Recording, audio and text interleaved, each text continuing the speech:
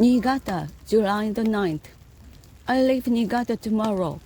Although the mosquitoes are bad, Niigata is a handsome city. It's a treaty port, but has no foreign trade. There are only 2 foreign firms here, both German, and only 18 foreigners. The main river, the Shinano, is the largest in Japan. It is a very wide river that carries an enormous amount of water and gravel. Engineers are trying to figure a way of controlling the river and deepening the channel because the government would like to build a harbor here, but that would be challenging and costly.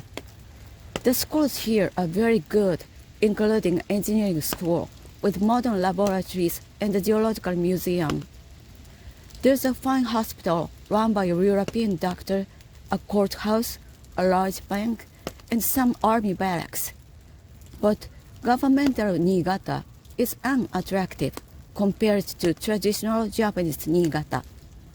The government buildings show signs of Western influence, while the traditional part of town is the neatest, cleanest, most comfortable-looking place I've seen yet.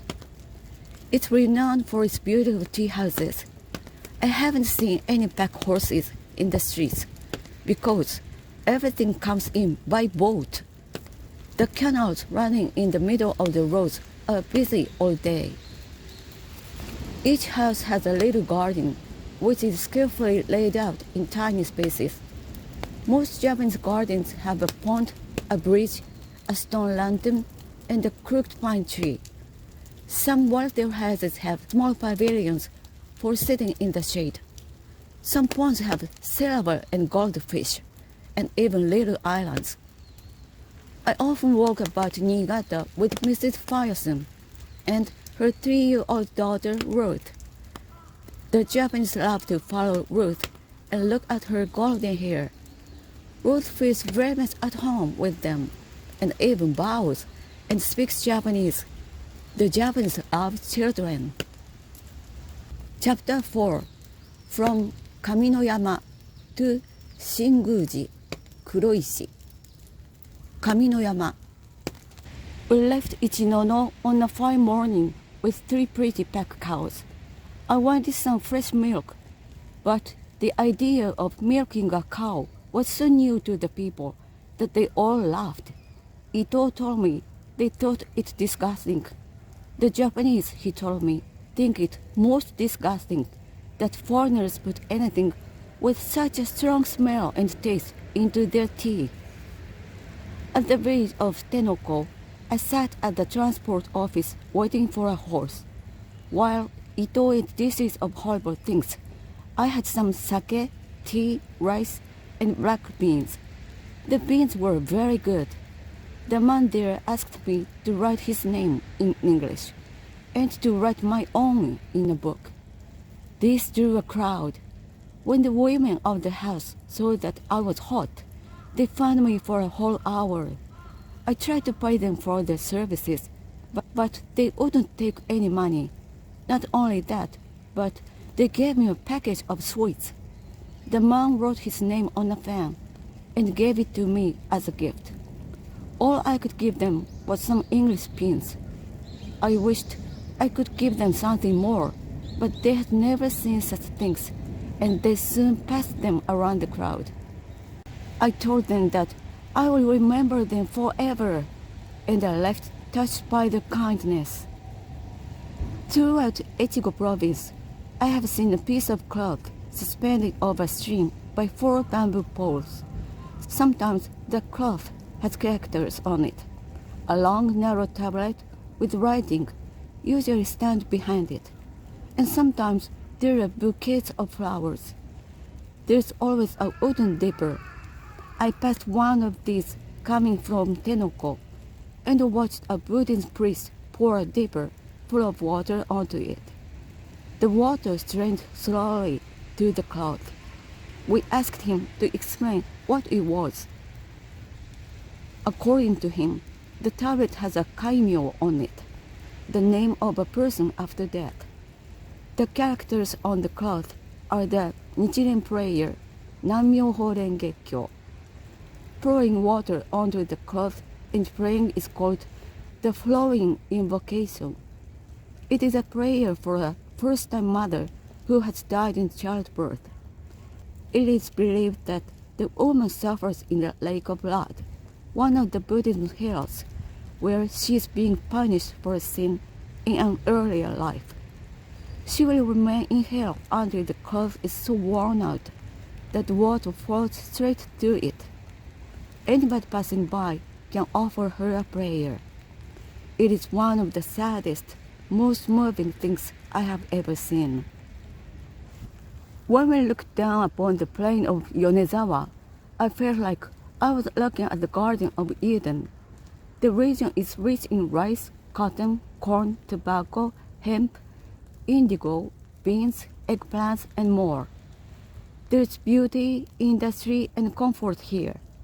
The villages are beautiful with large, comfortable homes. I'm staying tonight at Akayu, a hot spring town. It is very interesting to see places like this, which have their own traditional habits, amusements, and civilization, all without any Western influence. But it is one of the noisiest places I've ever been. Kanayama, July the 16th. After 3 days of traveling on excellent roads, I covered 60 miles. Yamagata-ken seems quite wealthy and progressive. The roads are good, and the prisoners here work on improving them. They wear red kimonos with Chinese characters and work for local farmers and builders. North of Yamagata, the plain widens. There are many farming villages and incredible views of ChokaiZan, a grand snow-covered mountain. The buildings here are unique. They are no longer made of wood, but of mud with chopped straw. They are held up by wooden frames and are very neat. These farmhouses have no paper windows, only amado. I stayed in Shinjo, a wretched place. It is a daimyo's town, and all daimyo's towns look like they are dying. This is partly because the castle is either being pulled down or being left to rot. Tonight, I'm staying in Kanayama. The location is beautiful. My rooms at the transport office are cheerful. And Ito got us a chicken for the first time since we left Nikko. With my poor health, it is impossible to travel for more than 2 or 3 days in a row in this damp weather. Everywhere we go, there are fleas and mosquitoes. There are also hornets and horse ants, whose bites create painful sores. I've been stung twice on my left hand, and it is very inflamed. Odate, July the 29th. I have been suffering so much from pain in my spine that I cannot travel more than 7 or 8 miles a day. When I ride a horse, I try using my own saddle, then a Japanese saddle, but I usually end up walking. I only go on because I have to go on. Only strong people should travel in northern Japan. The rain will not stop. I know it is affecting my health as well as my general impressions of this country. I live in wet clothes. All my luggage is wet, and the old paper raincoat I bought here does not help. We got to Kotsunagi, our next destination, by boat. It was a dangerous ride on a wild river. The rain has been so heavy that we were told the government had prohibited all travel by river. But I had been told similar things many times before, and they had always been false. We rode horses in the pouring rain to the river to see for ourselves. There, on the shore, was a government order prohibiting boat travel. My heart sank, but just then, a boat came rushing over the river. We hailed to the boatman and discovered They were going to Kotsunagi, our destination. With some difficulty, we managed to get on the boat, but it was a frightening ride. I thought the boatmen would kill themselves from working so hard. On the way, we saw a houseboat. 7 boatmen were trying to control it, but one man fell overboard. We never saw him again. My heart goes out to his family. Later, I asked Ito how he felt to be in such danger. He said, "I've been good to my mother and honest. I hoped I would go to a good place." This morning, Ito woke me with a rumor he heard from some travelers. They said the Prime Minister had been assassinated, and 50 policemen had been killed. There are many wild political rumors in this region.